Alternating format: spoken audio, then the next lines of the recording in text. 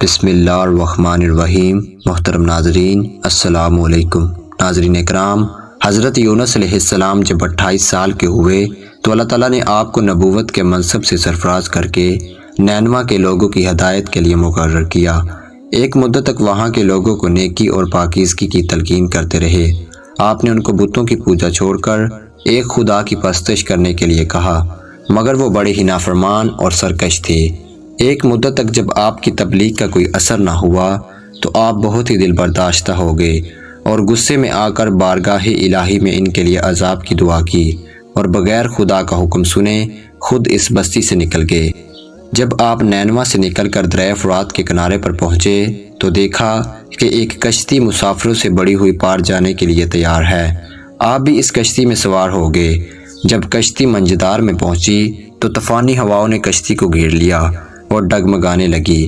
جب کشتی والوں کو اپنے ڈوبنے کا یقین ہو گیا تو انہوں نے اپنی رسم اور عقیدے کے مطابق کہا کہ ایسا معلوم ہوتا ہے کہ کوئی بھاگا ہوا غلام اس کشتی میں سوار ہے۔ جب تک اس کو کشتی سے علیحدہ نہیں کیا جائے گا نجات نہیں ملے گی۔ جب حضرت یونس علیہ السلام نے یہ گفتگو سنی تو فوراً دل میں خیال آیا کہ میں ہی اپنے آقا کا وہ غلام ہوں جو وحی کا انتظار کیے بغیر نینوا سے چلا آیا۔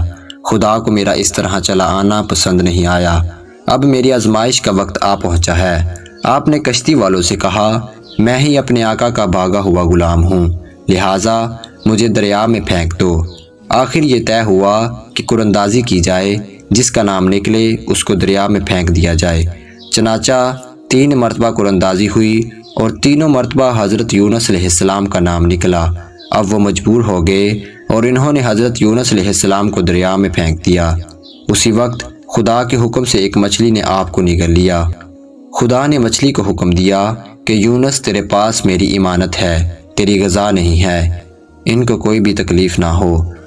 مچھلی کے پیٹ میں پہنچ کر حضرت یونس علیہ السلام نے محسوس کیا کہ میں زندہ ہوں تو بارگاہ خداوندی میں اپنی ندامت کا اظہار کیا کہ کیوں خدا کے حکم کا انتظار نہ کیا اور ناراض ہو کر نینوا سے نکل آئے، اور عرض کی، خدایا تیرے سوا کوئی عبادت کے لائق نہیں ہے، میں تیری پاکی بیان کرتا ہوں اور بلا شک میں نے خود ہی اپنے نفس پر ظلم کیا۔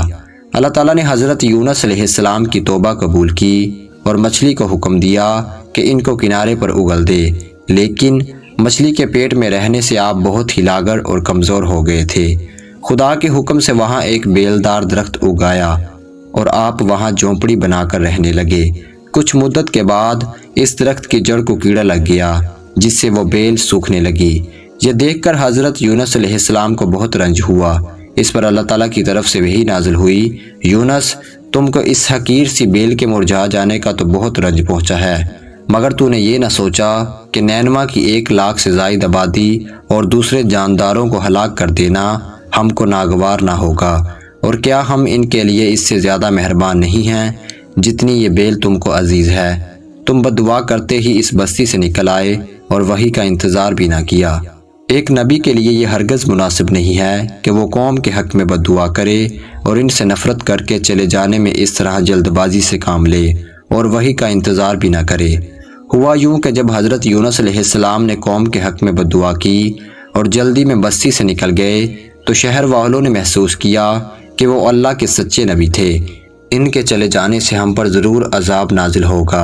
وہ لوگ بہت ہی خوف زدہ ہو رہے تھے اور جگہ جگہ حضرت یونس علیہ السلام کی تلاش کر رہے تھے کہ وہ مل جائیں تو انہیں منا کر لے آئیں اور ان کے ہاتھ پر بیعت کریں۔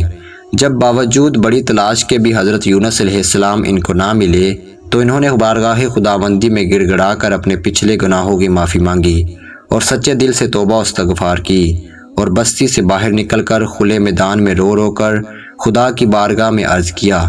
ان کی گریہ وزاری اور توبہ قبول ہوئی اور وہ عذاب الہی سے بچ گئے۔ اس طرح تمام نینوا والے مسلمان ہو گئے۔